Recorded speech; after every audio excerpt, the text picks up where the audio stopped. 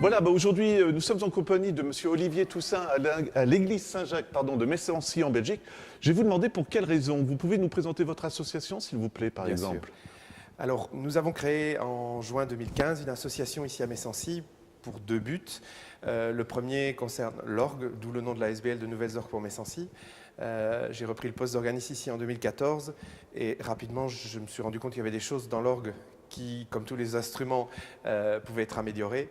C'est un instrument qui a beaucoup souffert au XXe siècle de modifications diverses et donc l'idée serait de reconstruire un instrument. Mais en parallèle, un orgue aujourd'hui ne se justifie plus pour une activité liturgique. L'idée était donc de créer un mouvement culturel, de proposer des concerts aux gens et de pouvoir avoir un instrument à ce moment-là qui servirait pour des concerts. Donc, l'orgue qui ne sert plus pour la liturgie, mais malgré tout, volonté de le faire vivre, on va dire. Donc la seconde idée était donc de créer un mouvement culturel et d'organiser des concerts pour faire venir du monde et avoir un instrument à ce moment-là artistique et musical pour des concerts. Mais le seul but liturgique ne se justifie plus aujourd'hui. Donc on a vraiment cette idée de partager la musique autour d'un projet qui prendra naturellement beaucoup d'années. Voilà. Alors je vais vous demander, parce qu'on a parlé un petit peu, de parler justement de l'histoire de l'orgue, parce que c'est intéressant, il a une vie vraiment. Voilà.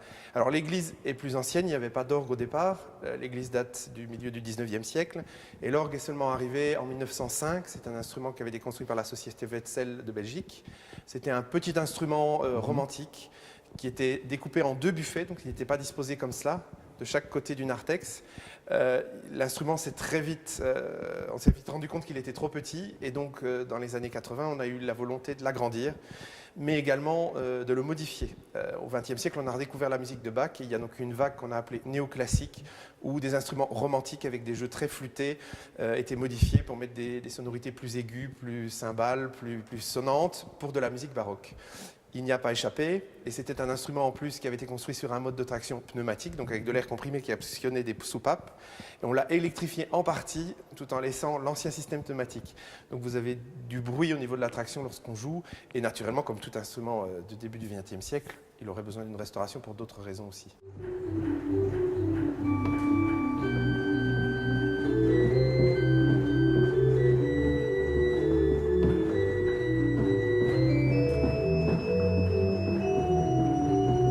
Alors, est-ce que cet orgue, au départ, il était vraiment fait pour les messes, j'imagine? Alors, du coup, est-ce que c'est pour ça qu'il a eu un petit peu de souci à trouver sa place, on va dire, tout simplement? L'instrument a été créé pour la liturgie, comme tous les instruments.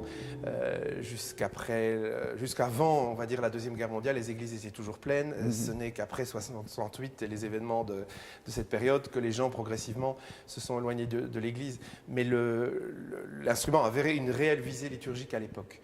Le fait qu'il ait été modifié ne vient pas de la liturgie ou d'autre chose. C'était une volonté réelle de pouvoir agrandir l'instrument par rapport au volume de l'église et aussi par rapport à ce mouvement de musique, où aussi dans la liturgie on peut jouer des chorales de Bach ou des choses comme ça. Voilà. Alors, si on en revient à l'action de votre association, justement, ça consiste en quoi, du coup? Alors, il faut récolter des fonds, naturellement, pour un orgue, mais ce sont des sommes colossales, puisque c'est de l'artisanat, c'est plusieurs centaines de milliers d'euros si on veut reconstruire un instrument neuf de A jusqu'à Z. Et donc, on a voulu se lancer aussi dans des concerts, et donc proposer de la musique, donner un sens à tout ça aux gens au travers de partages musicaux. Alors, on ne fait pas que de l'orgue, loin de là, on essaie d'avoir un concert de piano, des chorales, si possible un orchestre. On est en train d'essayer de négocier avec l'Orchestre Philharmonique de Villerue pour essayer d'avoir une intervention aussi, ce serait vraiment sympathique. Et donc on essaie de s'ouvrir au plus grand nombre. Pour l'instant, on a un public fort belge, mais on a des voisins fort sympathiques en France et en Belgique, au Luxembourg, pardon, qu'on aimerait bien voir venir à nos concerts, qu'on serait heureux d'accueillir. Et donc on propose tous les ans 5 concerts différents.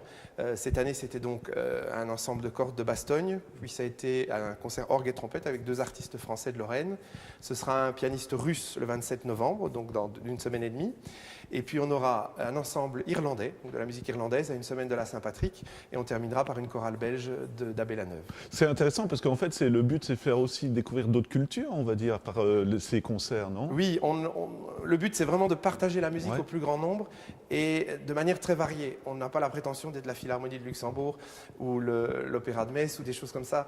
On essaye d'apporter des choses classiques et un peu différentes aussi et d'essayer de partager la musique au sens large. C'est vraiment permettre aux gens de se dire que la musique, entre guillemets, classique n'est pas réservée à une élite, mais qu'au contraire, elle est là pour tout le monde. Et on choisit aussi des artistes et des programmes qui sont, entre guillemets, audibles. Il n'y a pas de musique contemporaine très compliquée, il n'y a pas de choses trop difficiles à suivre. C'est vraiment le but de partage et de choses faciles et agréables pour tous. Alors, si on veut retrouver ces dates, est-ce que vous avez un site internet ou comment on peut se Oui, bien renseigner? sûr. On a un site internet, www.org avec S, tiré du milieu Messancy, MESSANCY.be, où vous avez les explications sur l'origine de la SBL, sur les concerts, sur le projet de construction d'orgue, sur l'agenda, etc.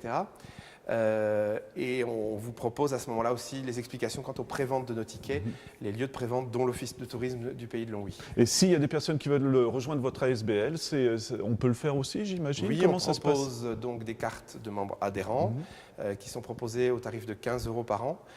Ça vous permet de soutenir l'association, vous recevez un bulletin bimensuel et on organise une après-midi spécifique pour nos adhérents. Et si réellement à un moment donné les gens veulent s'investir encore plus, à ce moment-là c'est un statut de membre effectif. On rentre à l'Assemblée Générale et à des choses plus compliquées. Mais là, naturellement, c'est un investissement plus important puisque quand on organise un concert par exemple, on travaille tout le week-end là-dessus. Moi je commence le samedi matin, j'ai fini le dimanche soir à 20h. Voilà, non, mais oui, on Donc, sait voilà. à quoi on s'engage quand on va dans Exactement. une association. Mais on peut déjà nous soutenir donc par une carte d'adhérent Voilà. à 15 €. Et je pense que c'est encore une fois, c'est toujours une question de passionné, quoi, hein, tout simplement aussi. Oui, c'est quelques passionnés qui me suivent.